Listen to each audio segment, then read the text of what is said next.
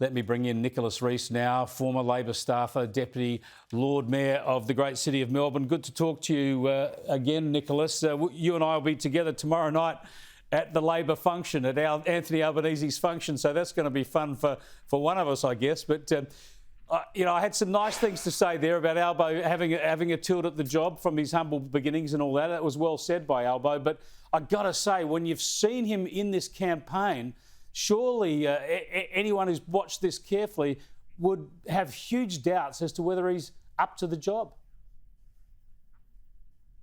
Oh, look, I don't agree with that, Chris. I think, Albo had a few wobbles there early on, but I think overall he's run a very good campaign. I thought his speech to the press club in the final week of the campaign was one of the best I've ever seen, and ultimately I think Labor has won this campaign because they have succeeded in making it a referendum on Scott Morrison. We try, and I don't think Scott Morrison, who I do rate as a very good campaigner, I don't think he's had the best of campaigns either.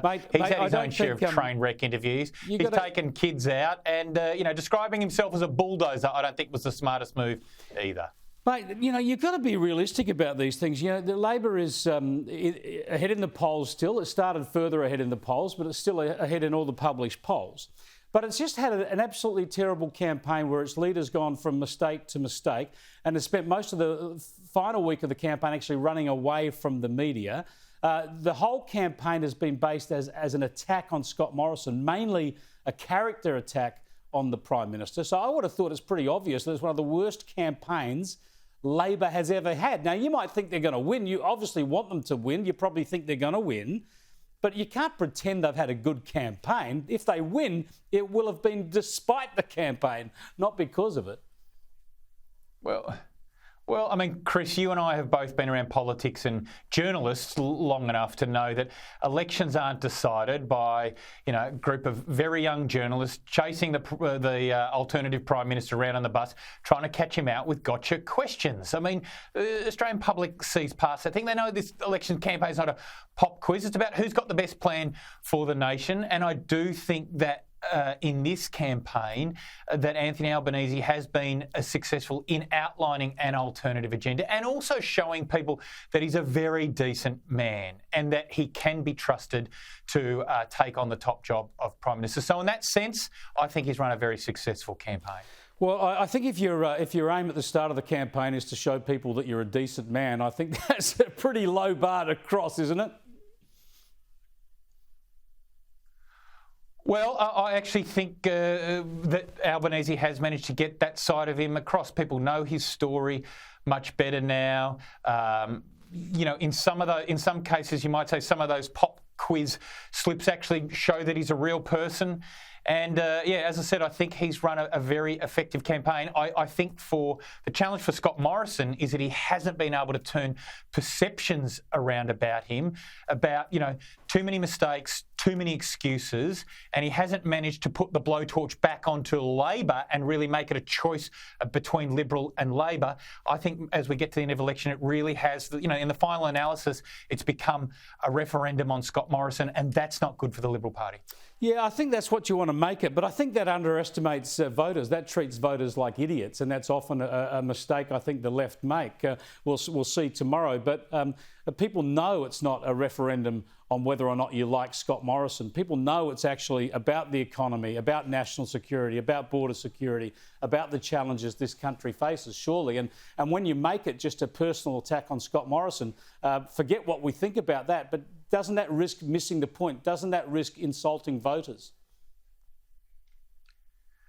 Of course, the big issues are important, and ultimately that's what people should be voting on in elections. But you know as well as I do, Chris, that personality and leadership capability is also an important factor in elections. And I do think that Labor has managed to frame this election very much around, do you want another 3 years of Scott Morrison? And I think people are looking for a change in that respect. Yeah, I'll also say on the issue front, I do think Labor has done very well to make wages and cost of living a key issue. You know, the fact that now they've had a couple of lucky breaks in the sense of you know, interest rates going up, that real wage data coming out showing that how real wages are falling. But the fact that they have managed to really put that issue front and centre, an issue which is seen as a strong suit for Labor, I think has been to the credit of Labor and their campaigning ability. I think I have a different perspective on politics because I don't think personality cuts through a lot. I think we've only had one Prime Minister in my lifetime who had the combination of leadership and popularity, and that was Bob Hawke. I think leadership and respect are what people want most. It's very unusual to get that sort of personal popularity as well. For instance, we had a popular opposition leader elected as a popular Prime Minister. That was Kevin Rudd, and he turned out to be a disaster. And you had the other great Prime Minister in our lifetime, of course, was John Howard, always respected. People loved his leadership, but he was never overtly popular. So I think in that aspect, you may have underestimated Scott Morrison. We shall see tomorrow. Let's just have a look at what the leaders have said today, just to reflect on where they're thinking.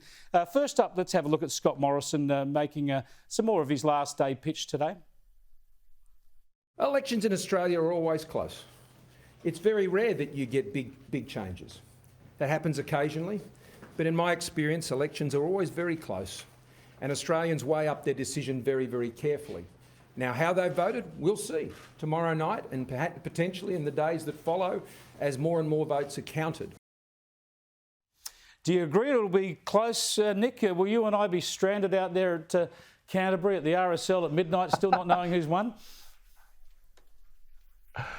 I suspect it will be a long night, Chris, not just because it's a close election, but each seat is going to be hard to count. Remember, you talked about the big stories out of this election. I think the big macro story is just how fragmented the Australian electorate has become. They're literally divided into thirds. Third going LNP, third going Labor, and a third going to Green, UAP, One Nation, Teal Independent, and other. Now, that makes each count really hard. You know, you have to do the throw in different directions. Oh, and you got to wait for I think it's going to be votes, a really long night, and I think it's the most unpredictable election I've ever seen. But you're predicting a Labor win. Look, I think that Labor is quietly confident, but nobody is getting ahead of themselves given what happened in 2019. What's your prediction? Look, I think Labor will get into a position to be able to form minority government, or might even do better than that. We shall see. You and I will see together tomorrow night. What about yourself, Chris Kenny? We need to hold each other accountable tomorrow night. What are you calling it tonight? I'm going to hang it right out there. There's no data supporting this, but I think that the coalition might hang on with a majority government. No data to back that up, but we will see. Can't wait to spend the night with you tomorrow, Chris Kenny. I hate agreeing with everyone else, so I like to be different. We'll see you tomorrow night. Thanks for dropping by, Nicholas Reece.